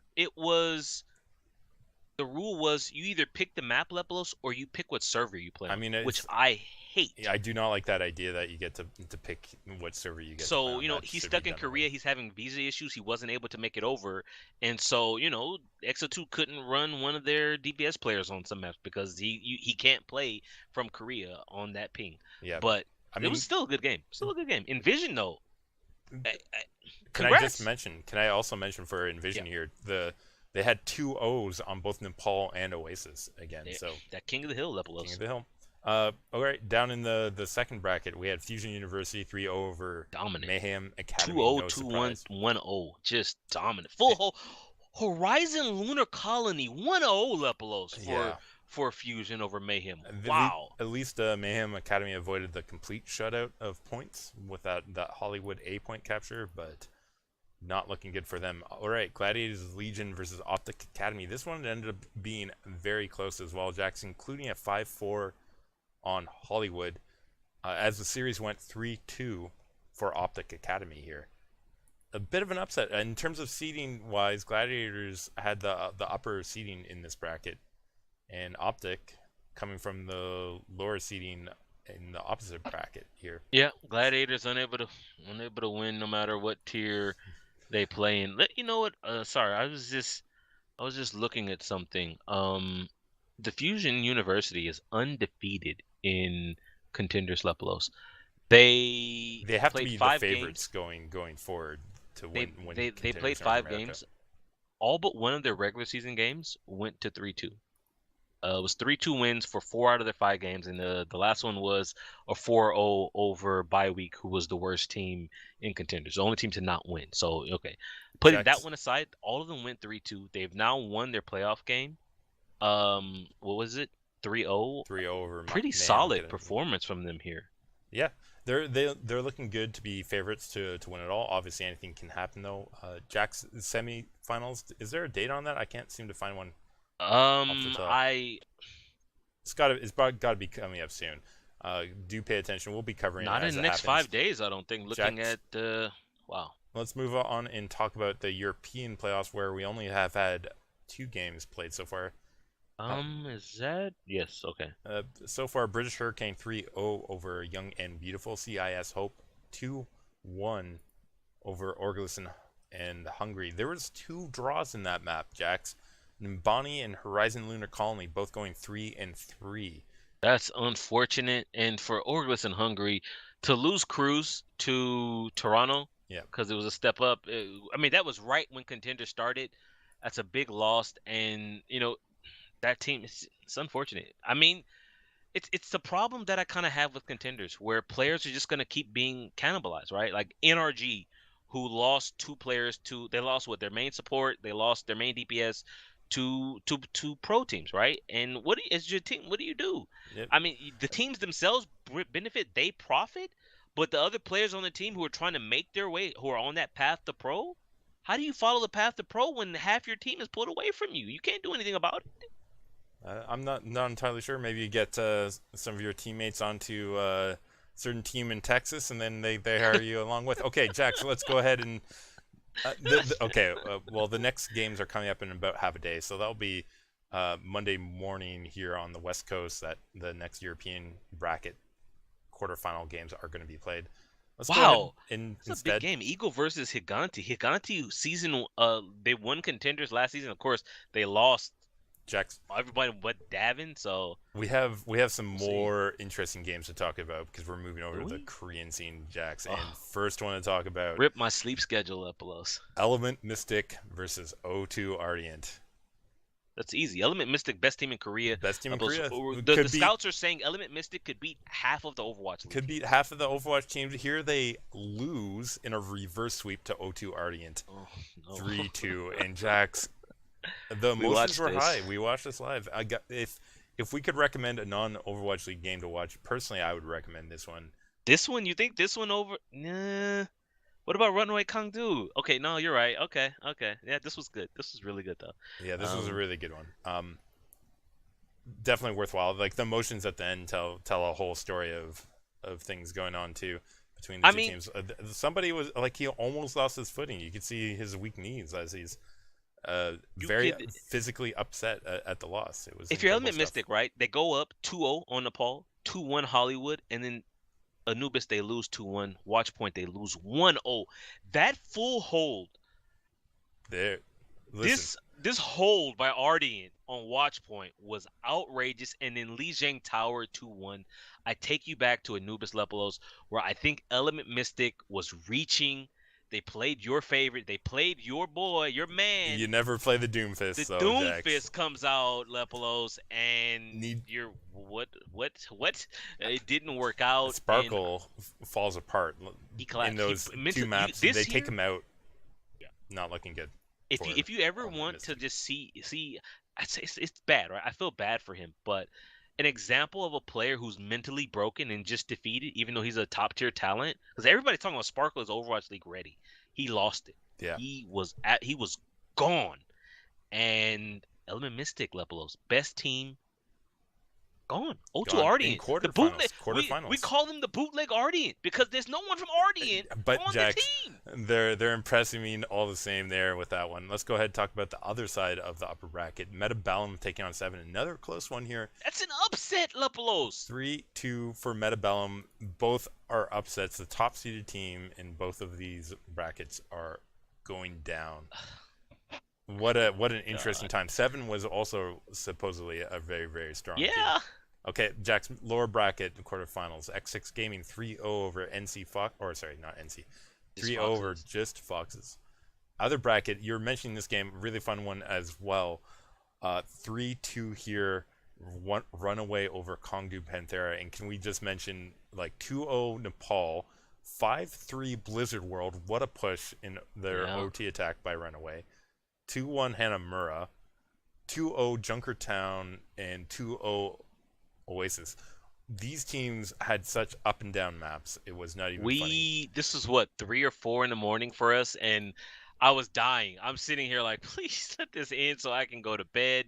But it was entertaining. It was, This was runaway fighting for their lives, Lepelos, yeah. and they made it, They right? they got to the semifinals. Jack's semifinals also being played. O2 Ardent winning over Metabellium 3-1 That's there. another upset. Again, Ardian is not supposed to have made it to the finals, which they've done. This is huge for this team. I think Great it was one. organized. Yep. I think it was one of their DPS players who says, "We know this is our last chance," and they're making the best of it. Absolutely. Like Wow! there's Congrats. talk about runaway Oh being no. runaway though. Down in the bottom bracket we had X6 Gaming taking on Runaway in a throwback kind of a series almost, but here 3-1 Jax, and that's going to the side of X6 Gaming. You and I, Runaway we stayed up out again. We stayed up late to again. watch this. You know, because it was even later. It was about not later. It was the same time because they had fewer games to play, so they started later in the day or night or early morning Evening. for us. Yeah. I actually fell asleep on Blizzard World and woke up. That sort of tells you something. And that, by the way, Tactical error level. I mean, they ran it the day before and they got lucky, or sorry, I shouldn't say lucky. They had a good Yeah. OT push that sort of carried them through that matchup. This I think it was either Wolf or Kilios, one of them, who when this map was picked, he questioned it. The casters for Contenders Korea, he questioned this pick because historically they were not good on this map, and he says yes, they had a good run yesterday. That was a lucky run. It's luck. It's luck. Okay, for you to push it, to push Blizzard World with 1 minute, people with 1 minute, they pushed Blizzard World all the way through the second point and almost got it to third in 1 minute. It's Blizzard World. That horrible map. That's luck, okay? You don't go back there. And the casters, they who are more familiar with the scene, they knew it. The coaching staff for Runway needed to know that. What happened here? See, They went unlike back. They went Levels, back there. They got held you in second. Jax, let's go ahead and move on though. I don't want to they talk about this too much longer. We're going they late. lost they lost their map pick. You can't lose your map pick. You can't. And it cost them, and Runaway no longer fighting, and X6 versus O2 Ardian in what, 3 weeks? Because that's how long it takes to play. 2 weeks and 4 days. Let's move over to Contenders South America. Brazil Gaming House, no surprise in quarterfinals, 3-0 over Baton Esports. Nocturnes Gaming 3-1 over Just W.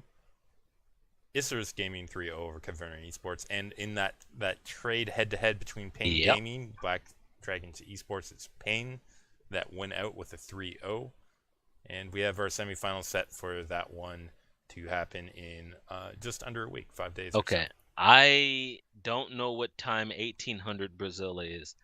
I'm actually interested in this. Isris, formerly Karma Lepelos, versus Pain Gaming, who half of Pain used to be Brazil Gaming House. They went to Black Dragon and they had that trade, so now half of Black Dragon is now Pain. Isris versus Pain Gaming, 1800 Brazil time on the 28th of April. If I'm awake and I'm around, I will probably tune into that one. I'm very curious. Okay, let's go ahead and talk about Australia's contenders.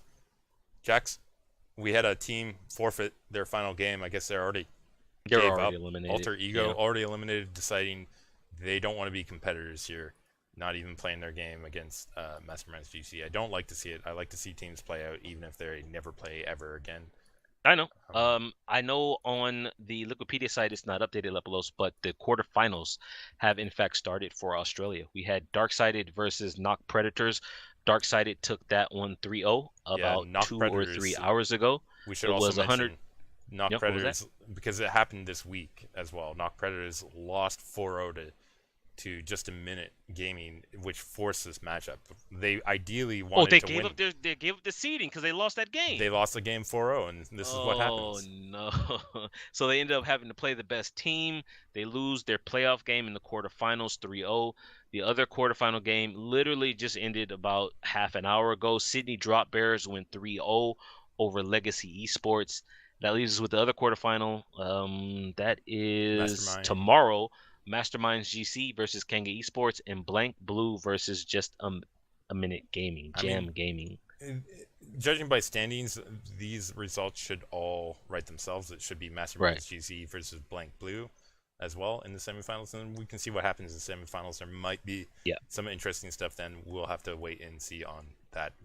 All right, Jack's next contender is Pacific. Oh crap, I'm tired. So many Pacific Okay. regions. Yeah, we've gone late again. I know. Let's go ahead and keep moving along. Are they in the playoffs yet in the Pacific? I believe they're about to enter. I think we just had the final week. Have they? Yeah, I think the final week just finished this past week in Pacific. April 19th. Yeah, you're right. And if I remember, there was, I think it was Xavier versus A-Bang was the only one that was for positioning, and it was Xavier winning that one, able to get their third place in Group B and get a better seeding. Playoffs are set, Jax, and those take place in 3 days from now. 3 days. So basic 3 days and 5 hours. So that will be on the 24th. I have a hard time in the morning. I have a hard time getting into Pacific. The region has been gutted, man. I don't like this Dead Net Korea team. One, there's too much Overwatch going on, and I just have to draw a line somewhere. Sadly, I drew my line through the Pacific. Blank, is this Blank's time to finally win Lepelos? No Flash Wolves, no Ardiant. It's just Blank. Yeah, they should have an advantage going in. Although they've seen massive changes too, Jack. So Blank, I mean, 17-3 for Blank, 18-2 for Detonator Korea. Those are map lines. Both of them are 5-0. We'll see. Yeah, I imagine it will come down to their head-to-head in the grand final. Let's go ahead and talk about Overwatch Contenders China. Also happening. I think they finished off their final week too, and if I remember correctly, there's basically nothing really to fight for. I think it had all basically been decided. So we know the playoffs. Let's just go ahead and talk about the seeding for that. We had no, I think we already talked about. Yeah, no, we actually. I don't think the game mattered at the time, but we did have Lucky Future Zenith play Team CC. So from Group A, it was Team 1, the first place team versus the second ranked team, and Lucky Future Zenith won that one 3-2. It was a really close game. It was a reverse sweep actually. Team CC went up 2-0, and then Lucky Future came back on Hanamura 3-1, Junkertown 3-2, Oasis 2-0. So going into the playoffs, maybe some weakness coming out of Lucky Future Zenith. It's interesting you mentioned that. Let's talk about the seeding upper bracket. Lucky Future Zenith taking on Lucky Future. That's cheating. Yeah, I remember that. That's cheating. We'll see what comes of that, but there might be a chance for Team CC to fight them again as they take on Legend Young Beyond. In the quarterfinal. So if Team CC and Lucky Future Zenith, we might have a rematch between those two teams pretty quickly. LGD Gaming, Ligan Esports in the lower bracket, as well as Team Scottish Gift versus T1W Esports Club as well, taking it on. We'll see what happens in those. These games are 4 days away from now, so that will be on 27th in the 1 a.m. in Pacific. So we'll keep our eye on the standings from that. Jax, you have me moving beyond contenders. We are going deep here. You guys know what I've been covering. I do. It's called the Swiss Esports League Winter 2018 Premier Division Group Stage. All right. They are done. We know the winner finally, including a forfeit from two teams, and sadly, one of those teams being Lasan Esports. Jax. Lepelos, did they forfeited in the playoffs? They forfeited in the playoffs. They were second place during the regular season with a 6-1. Only having lost to Silent Gaming. They had a 6-1 going into the playoffs. My Insanity gets the pass through to the finals. Silent Gaming destroys them. Played for 7 weeks only to forfeit in the playoffs when you're the number 2 team in the. If there was a LAN and they couldn't make it and they had regular jobs or some real reason like that, I understand. But it is a little anticlimactic for our A ending. little, Lippos. Yeah, Just a little. Okay.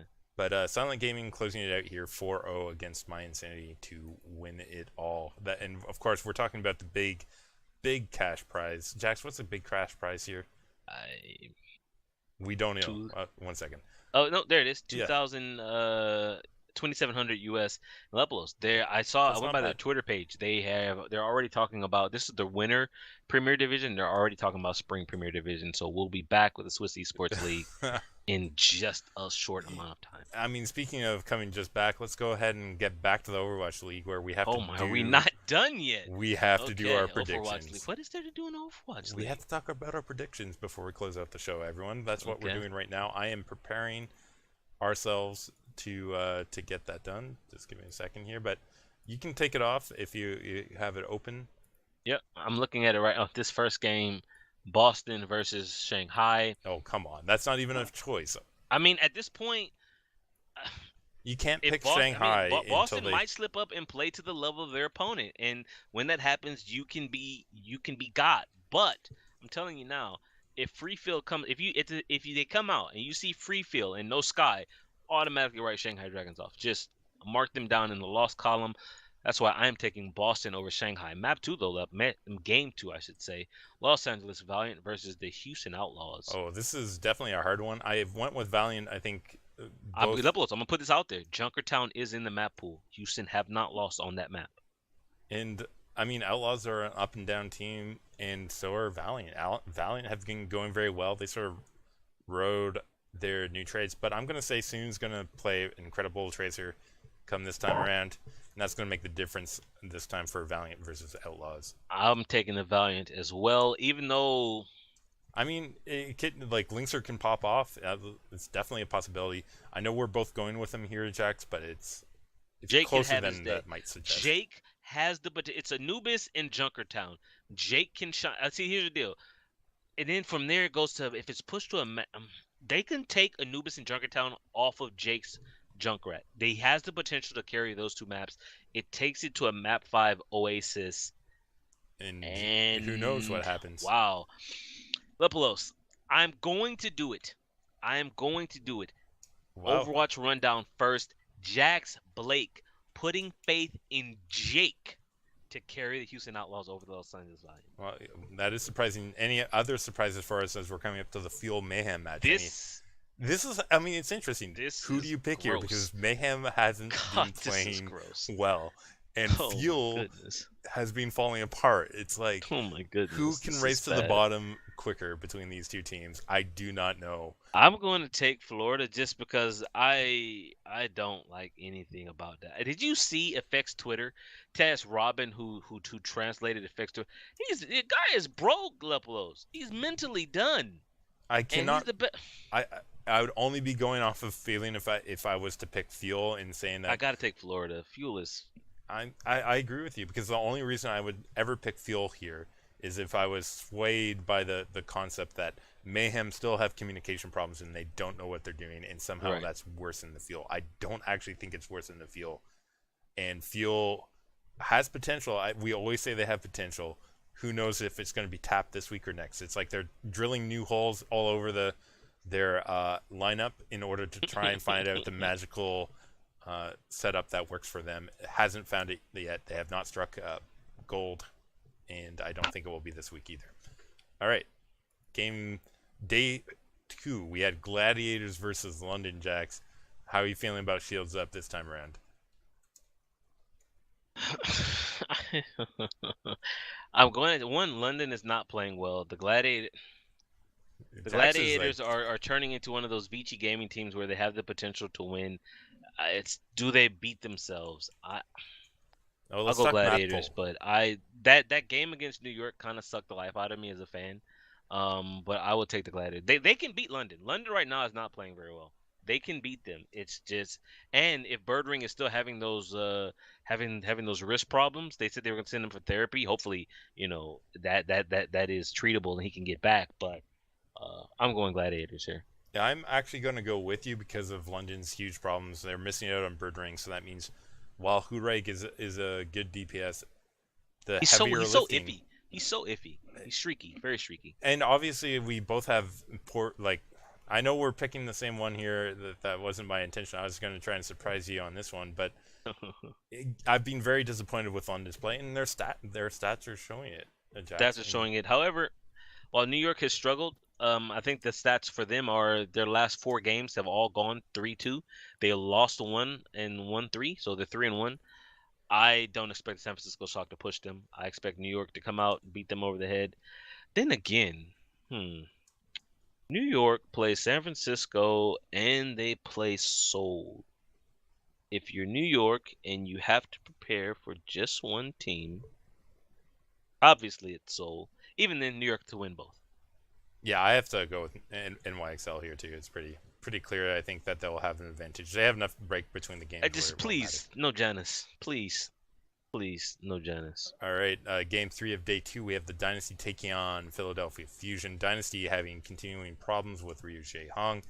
Hard to go with them right now when they've struggled. And look, we can't keep picking the same thing. I was gonna pick Philly. I mean, we just have to be honest with our analysts. We can't be forcibly contrarian. I mean, listen, I don't want to pretend like we're one of those people that have to play devil's advocate all the time on our analyst show, because I'm laughing because of the inside joke we have with devil's advocate. Yeah, I mean, I was obviously laying that there. What's also going to be laying down is Dynasty's score line, as Fusion are going to probably take this one, I'm guessing, pretty strongly.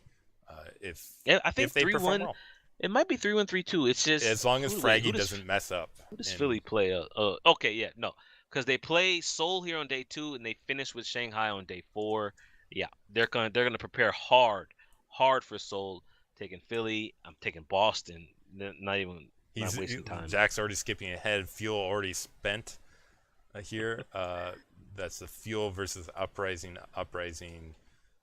No, not a surprise here, Jax. I am going with you on this one. And I know I picked Houston versus the Valiant. I'm taking the Gladiators over Houston.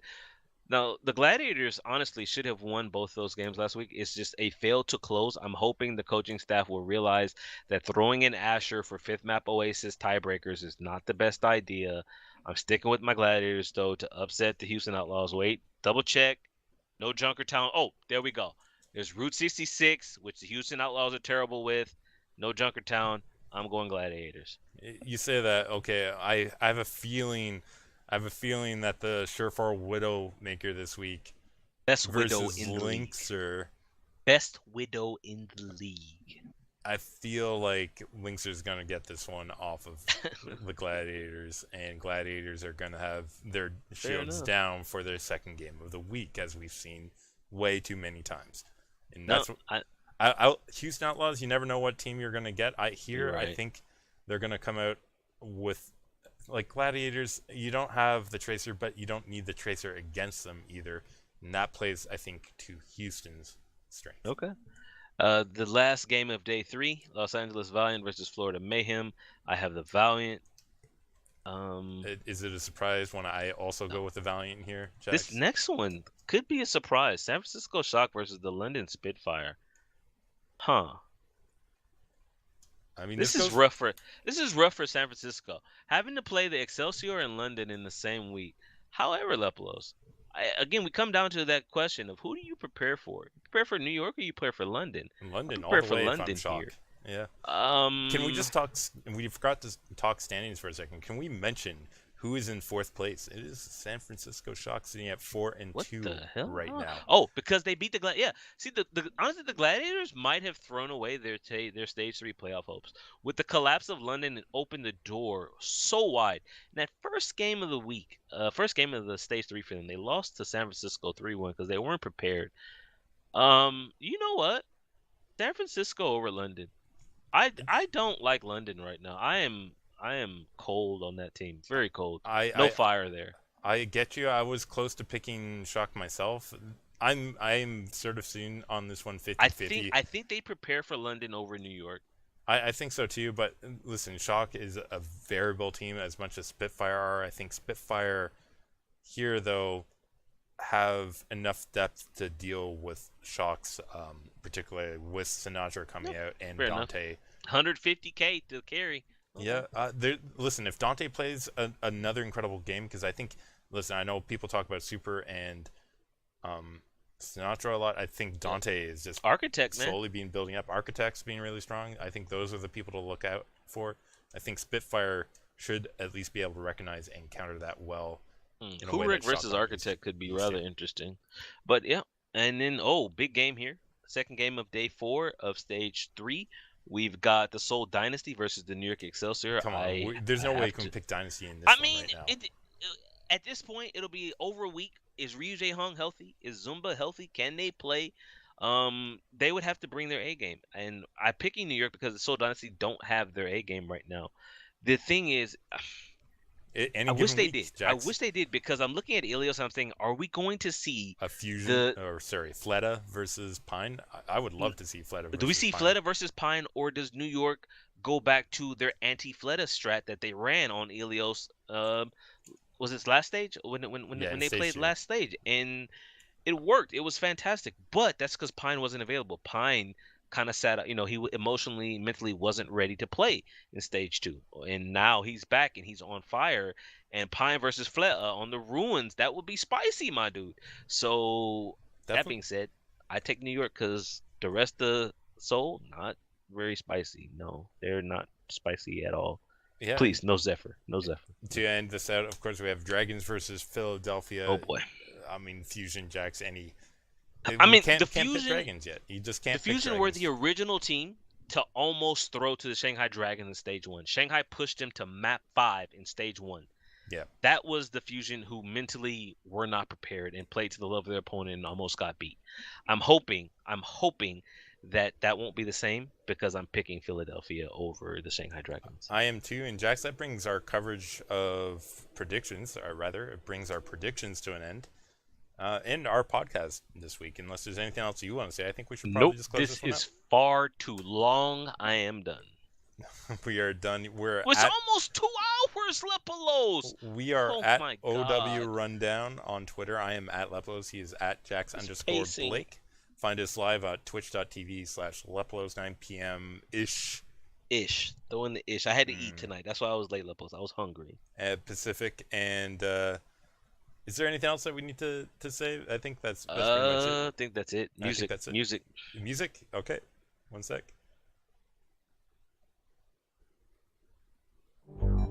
Got it, finally. There we are. Music's playing. I am tired. I don't know if I have a long post game in me. I don't know. For some reason, I'm super tired.